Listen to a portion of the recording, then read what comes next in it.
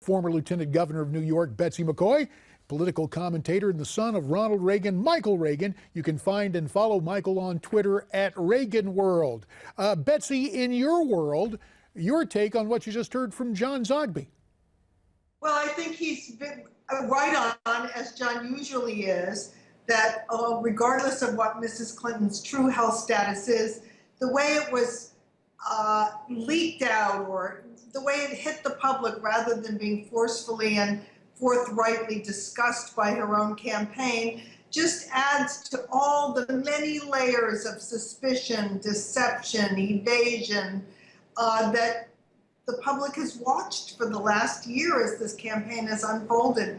And it is going to hurt her, and it's self-inflicted. Talking about self-inflicted problems, we made brief mention of this earlier, Michael, and that, of course, was Hillary Friday night attacking Trump supporters, calling them, quote, deplorables. Let's look and listen again. To just be grossly generalistic, you could put half of Trump supporters into what I call the basket of deplorables. Right?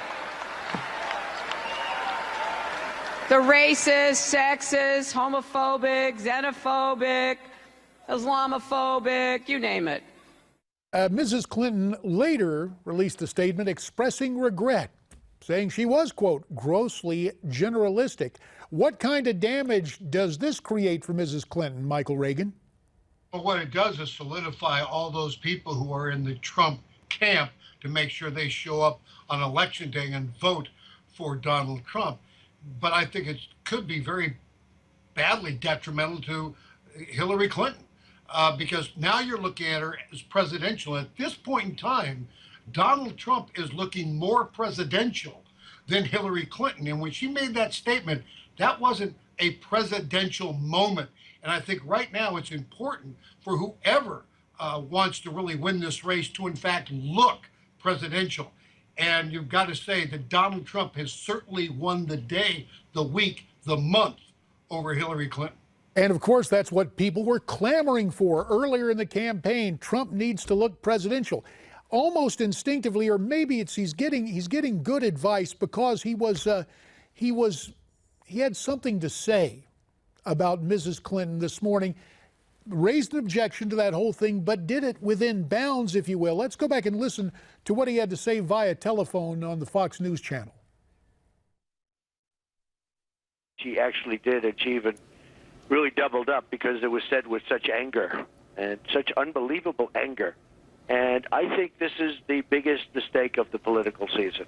I really do. When I saw this in its full form, and I saw the anger with which she said it, I mean, the way she spoke, I think it's the single biggest mistake of the political season.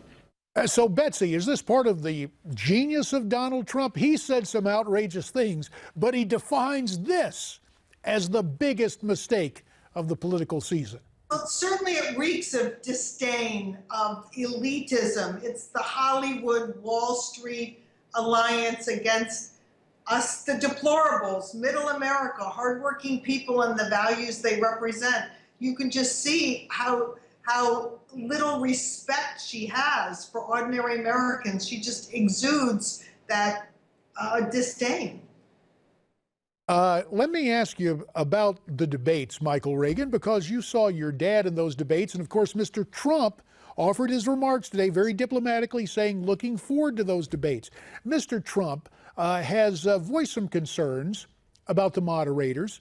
In fact, there were those, Ann Coulter and perhaps Trump himself, suggesting there should not be a moderator for the debate. And there's Mr. Trump saying it on our website, Newsmax.com.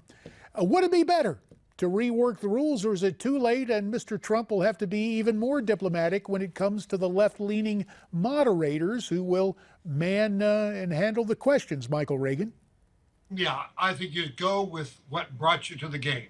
You got the moderators, they're set up, quit fighting the moderators, and just get prepared for the debate. The people of this country, and I mentioned this a moment ago, the people of this country want to make sure that whoever they vote for looks and acts presidential. They don't listen to so much what's going on in the debate as they look at you and say, okay, do I see that person in the Oval Office? And that's what Donald Trump has to pay attention to, not the moderators, but looking like he is the President of the United States. If he does that, he wins the debate.